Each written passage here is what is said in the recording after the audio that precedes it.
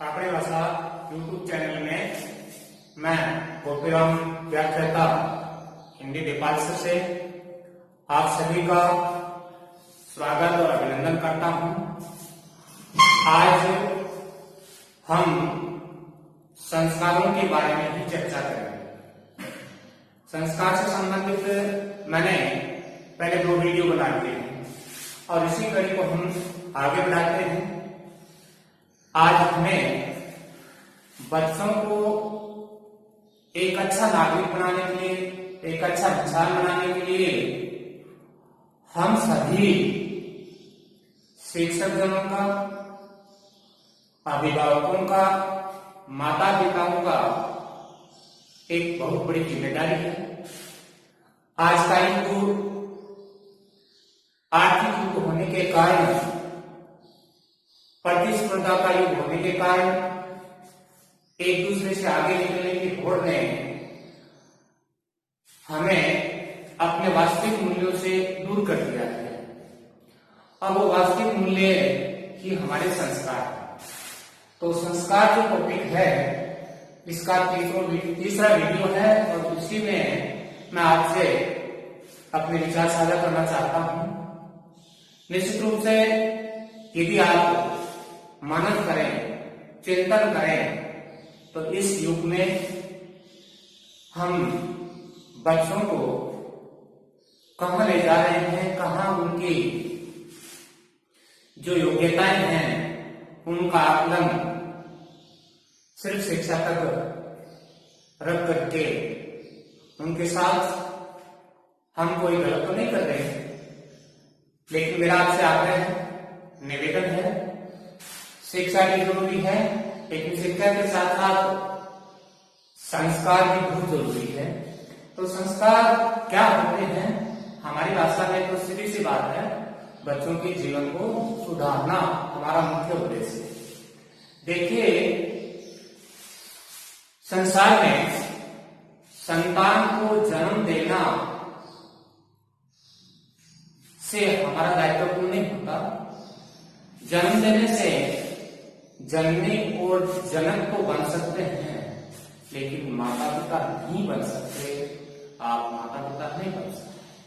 क्या अंतर होता है इंसान, व्यक्ति और जानवर में?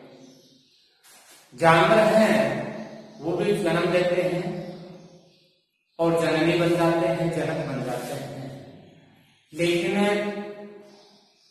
उनके साथ ये प्रकृति का नियम है या ऐसा नहीं हो सकता है कि ये उनका दुर्भाग्य है कि उन्हें जो जीवन मिला उसे जीवन भर वो ही रहना पड़ता है। उनके जीवन सुधार की संभावनाएं नहीं है, वो अपने जीवन को दूसरे रूप में नहीं बदल सकते। इसलिए जननी जनक तो वो भी है। दूसरी बड़ी खासियत क्या है? देखिए, जानवर जन्म देता है बच्चे को तो थोड़ी देर बाद ही जानवर का बच्चा अपने आप खड़ा हो जाता है, थोड़ी देर बाद चलने लग जाता है और थोड़ी सी देर और निकलेगी तो दौड़ना भी शुरू कर देता है। उसे किसी ने सिखाया नहीं। ये भगवान प्रदत्त प्रकृति के नियम हैं कि जैसा जीवन है उसके अनुकूल, उसके आधार तैयार है। इसके बाद अगर घोड़े ने बच्चे को जन्म दिया तो जीवन भर वो घोड़ा ही रहेगा। गाय ने बच्चे को जन्म दिया तो जीवन भर गाय का बच्चा, उसके बाद गाय गाय ही रहेगी। इसी प्रकार सारे जानवरों के साथ यही होता है, लेकिन मनुष्य के साथ ऐसा नहीं होता, क्योंकि मनुष्य के जीवन सुधारने की हमेशा संभावनाएं बनी रहती है। मनुष्य, मां बच्चे को जन्म देती है, लेकिन जन्म देने के बाद उसको सब कुछ सिखाना पड़ता है।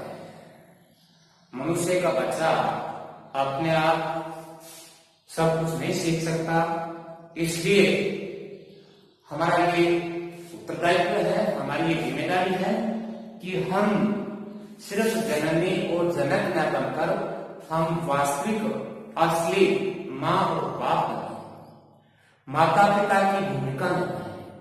और माता पिता की भूमिका के लिए जरूरी क्या होता है? एक बच्चे को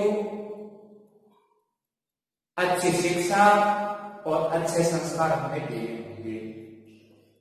अगर आपने अपने बच्चों को अच्छी शिक्षा दी है, अच्छे संस्कार दिए हैं, तो जैसा कि मैंने कहा, मनुष्य के जीवन में सुधार की, आगे बढ़ने की संभावना रहती है। इसी कारण यदि हमारे बच्चे में, एक मनुष्य में अच्छे संस्कार है, अच्छी शिक्षा है, अच्छी गुणवत्ता से जीवन है, तो वो क्या कर सकता है? तो वह व्यक्ति से इंसान बन सकता है और इंसान से भगवान बन सकता है। और इसी प्रकार हमारी ये चीजें उसके पास उपलब्ध है, संस्कार, शिक्षा, तो वो पशु से परमेश्वर बन सकता है। इसी प्रकार एक बच्चा जो कंकर का रूप होता है, वो कंकर से शंकर भी बन सकता है। इसलिए हमें हमेशा इन चीजों की तरफ विशेष ध्यान रखना है कि हमें बच्चों को अच्छी शिक्षा के साथ साथ अच्छे संस्कार भी देने पड़ते हैं। इसके बाद देखिए, पशु का बच्चा जन्म लेने के बाद अपने जीवन की जो दिनचर्या है या उसकी आवश्यकताएं हैं, कि वो अपने आप पूर्ति करते जाता है। लेकिन इंसान और मनुष्य के जीवन में ऐसा नहीं होता। हमें हमारे बच्चे को सब कुछ सिखाना पड़ता है। दैनिक क्रिया के लिए बच्चे को बोलना सिखाना पड़ता है, बच्चे को चलना सिखाना पड़ता है, बच्चे को खिलाना सिखाना पड़ता है।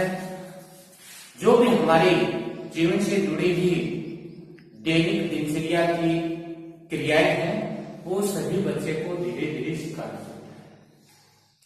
इसके बाद एक माँ और बाप बच्चे को जन्म देने के बाद अपना दायित्व को न समझे।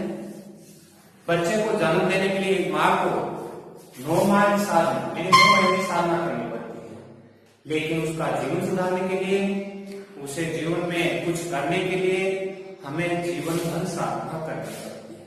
और जीवन भर साधना करने के बाद भी हमें अफसोस रहता है कि कुछ कमियां रह गई, नहीं तो आज मेरा बच्चा, आज मेरा बेटा ये होता, वो होता। इसलिए जन्म देना मात्र, जो 9 माह की साधना, उससे हम बिल्कुल नहीं हो सकते, अपना पीछा नहीं छुटा सकते, बल्कि उसके जीवन भर उसकी क्रियाओं को, उसके द्वारा जो संपन्न कार्य किए जाते हैं, उन पर हमारी निगरानी रहनी चाहिए। ये इसलिए जरूरी है क्योंकि एक बच्चा, आज के युग की अगर मैं बात करूं तो वो बहुत आगे की बात है, लेकिन अगर आपने कभी गहराई से देखा है, एक बच्चा जब छोटा होता है तो उसकी पलकें नहीं जल सकती। वो लगातार अपने चारों मुख की जो क्रियाएं हैं, भले ही वो नहीं बोल सकता हो, भले ही वो समझ नहीं सकता, लेकिन उसकी जो आंखें हैं वो लगातार खुली रहती हैं। हमारी आंखें झपकती रहती हैं, उसकी पलकें खुली रहती है, वो अपने चारों ओर होने वाली क्रियाएं देखता रहता है और उन क्रियाओं को वो ग्रहण करता रहता है।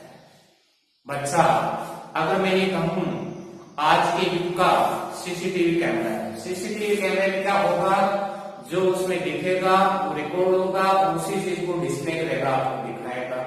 ठीक वैसे एक बच्चा जब तक बोल नहीं सकता, अपनी भावनाओं या को अभिव्यक्त नहीं कर सकता, तब तक वो एक सीसीटीवी कैमरे की तरह सब कुछ देखता और ग्रहण करता है।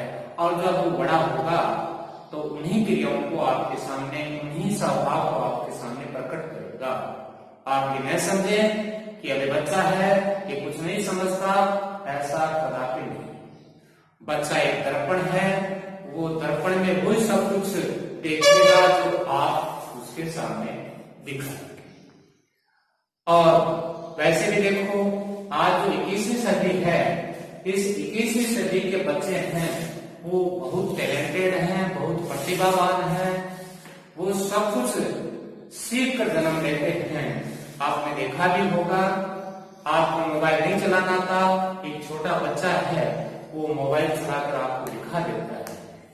इसलिए आज के इस 21वीं सदी में जो बच्चे जन्म लेते हैं वो न तो अज्ञानी है, न बुद्धू है, न समझदार है। उनके पास वो चीज तो है, करनी है तो सिर्फ किस चीज की है, संस्कारों की, व्यवहार की, जीवन को सुधारने की, उनकी हमें देने की बहुत महत्व आवश्यकता है। क्यों? देखिए, हमारी आकांक्षाएं क्या है, हमारी इच्छाएं क्या है। जब हम हमारे बच्चे को विद्यालय में वो थोड़ा सक्षम हो जाता है, चलने लग जाता है, 3 साल का हो जाता है, 3 साल होते हमारे माँ और बाप की जो क्रियाएं हम उस प्रकार से क्रियान्वित होने लग जाते हैं। देखो मेरा बच्चा पढ़ने लायक हो गया।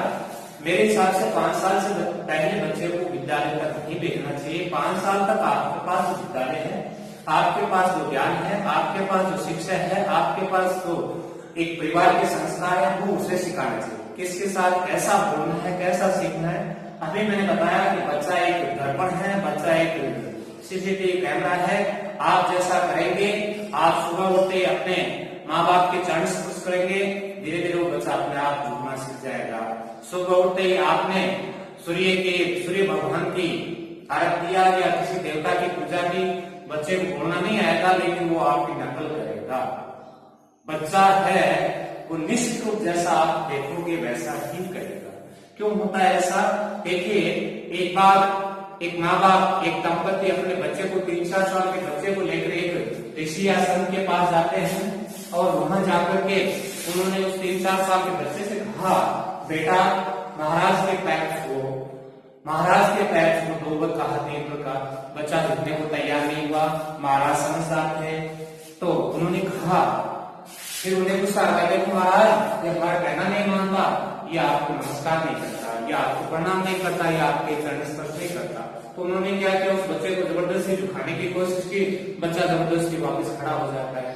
तो महाराज ने कहा, आप जिद मत करिए, संत है वो समझदार थे, इस जमाने की सब कुछ जानते थे। उन्होंने कहा, बच्चा आज का बच्चा है वो सिखाने से नहीं सीखता, आज के बच्चे को दिखाने की आवश्यकता है, जैसा आप दिखाओगे वैसा ही करेगा।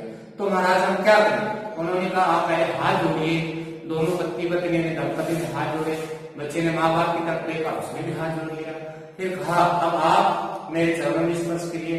तो जैसे माँ बाप ने चरण स्पर्श किया, बच्चे ने भी चरण स्पर्श किया। तो मेरे कहने का मतलब, इस सदी के बच्चे हैं वो सिखाने से ज्यादा देखने से करते हैं।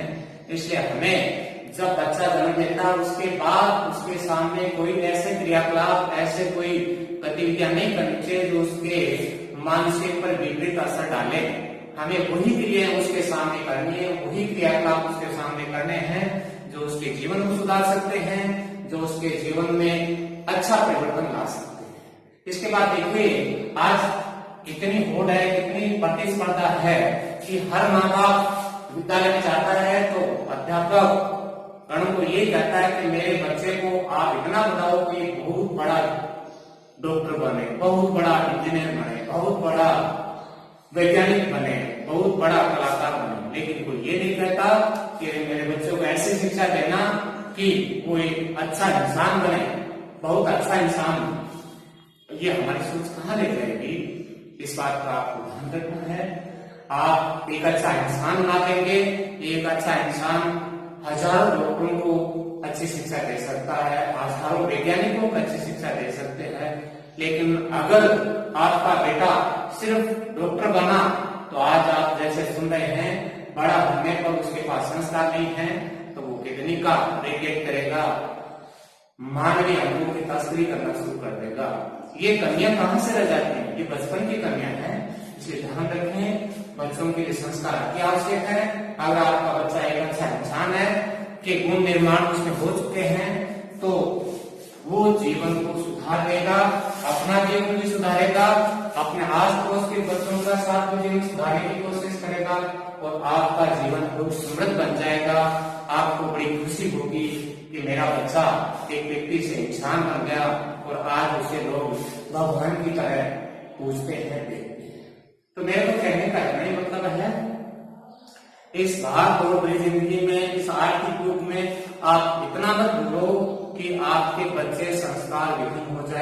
आपके बच्चों को जिन चीजों की आवश्यकता है वो नहीं मिले। देखिए, छोटा सा बच्चा आज उसकी डिमांड, उसकी मांगे हम इतनी पूर्ति कर देते हैं कि वो एक तरीके से अपंग हो जाता है। जब बच्चा छोटा होता है तो उसके लिए मोटरसाइकिल, गाड़ियां, खिलौने के रूप में सब कुछ उपलब्ध करा देते हैं। आप उसे थोड़ा बड़ा होने पर आपसे मोटरसाइकिल, गाड़ी, कार सब कुछ दिला देते हैं, आप सक्षम है। इसके लिए मैं कोई मना नहीं करता। आप बच्चे को लाड प्यार दीजिए, लेकिन लाड प्यार के साथ उसे संस्कार भी दीजिए। आप बच्चे को गाड़ी दीजिए, कार दीजिए, ये भी कोई बुराई नहीं है, लेकिन उसके साथ साथ एक कार की आपको बहुत आवश्यकता है आज के युग में अपने बच्चों को, और वो कार है संस्कार।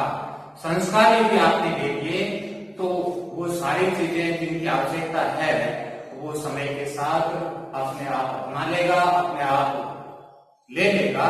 इसलिए शिक्षा का उद्देश्य सिर्फ आप डॉक्टर न रखें, सिर्फ आप वैज्ञानिक न रखें, सिर्फ आप एक इंजीनियर की अपेक्षा न रखें, उसके साथ एक अच्छे इंसान के, भावी अच्छे नागरिक के, सुसंस्कृत समझदार व्यक्तित्व का गुण भी उसमें विकसित होने चाहिए।